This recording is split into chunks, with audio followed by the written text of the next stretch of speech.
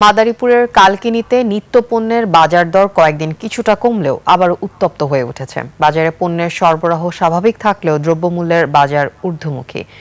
প্রতি কেজি শিম 200 টাকা, করলা ও বাঁধাকপি 80 টাকা, বরবটি 60 ও চিচিঙ্গা, পটল, কাঁকরোল প্রতি কেজি 70 টাকায় বিক্রি হচ্ছে। এছাড়া কাঁচা পেঁপে 40 টাকা, প্রতি পিস লাউ 70 থেকে 90 টাকা, টমেটো 120 টাকা ও বেগুন 130 টাকায় বিক্রি হচ্ছে।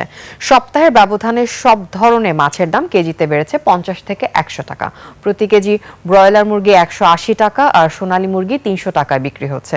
গরুর মাংস 700 টাকা ও খাসির মাংস বিক্রি হচ্ছে 1100 টাকায়। মোটা চালের কেজি 7 টাকা, মিনিকেট 85 টাকা, মসুর ডাল 110 টাকা এবং প্রতি হালি ডিম 50 টাকায় বিক্রি হচ্ছে। দর্শক, বাজার দরের আরো খবর জানাতে সরাসরি যুক্ত হচ্ছেন মাদারীপুর প্রতিনিধি মোহাম্মদ রকিবুজ্জামান। রকিব, আশা করি শুনতে পাচ্ছেন। আজকের বাজারে পণ্যের সরবরাহ কেমন দেখছেন, পাশাপাশি ক্রেতা বিক্রেতাদের প্রতিক্রিয়া কি, আমাদেরকে বিস্তারিতভাবে জানান। ধন্যবাদ আফিফা। আপনি যেমনটা জানাচ্ছিলেন, এই কালকিনির কাঁচা বাজারের যে দ্রব্যমূল্যটা, এটা কিন্তু সারা দেশে আগুন নেভানো গেলেও এই দ্রব্যমূল্যের বাজারে আগুনটা কিন্তু নেভানো যাচ্ছে না। বাজারে কিন্তু পর্যাপ্ত পরিমাণে সবজির থেকে শুরু করে সকল পণ্যের দ্রব্যমূল্যের দামটি কিছুতেই নাগালের ভিতর নিতে পারছে না প্রশাসন। আমি এখানে কথা বলেছিলাম বিভিন্ন লোকের সাথে, তারা যেমনটা জানিয়েছে এই দ্রব্যমূল্যের কারণে তাদের কিন্তু যে ভোগান্তিটা, সেই ভোগান্তিটা কিন্তু বেড়েছে। আমি যদি আপনাদেরকে জানাই, এখানে কিন্তু বাজারে যে সিমটা সেটা বিক্রি হচ্ছে 200 টাকা, টমেটো 120 টাকা, বেগুন 120 টাকা, গাজর বিক্রি হচ্ছে 160 টাকায়।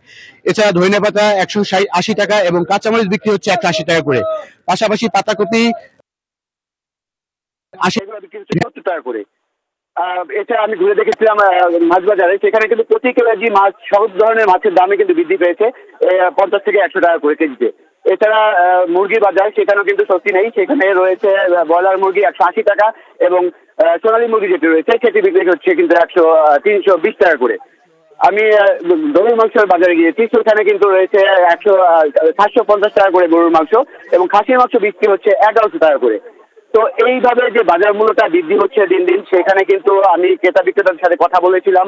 তারা আমাকে জানিয়েছে যে এই দ্রব্যমূল্যের বাজারটা কিছুতেই কিন্তু সরকার নাগালের ভিতর নিতে পারছে না।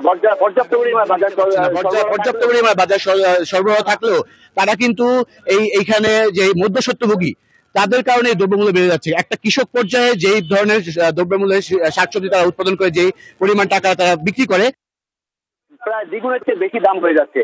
তো এই বাজার মূল্যের যে ঊর্ধ্বগতিটা, এটিকে দ্রুত কমিয়ে এনে নিম্নবিত্ত এবং মধ্যবিত্ত যে পরিবারগুলো রয়েছে তাদেরকে বাঁচার সুযোগ করে দিয়ে তারা চাচ্ছে।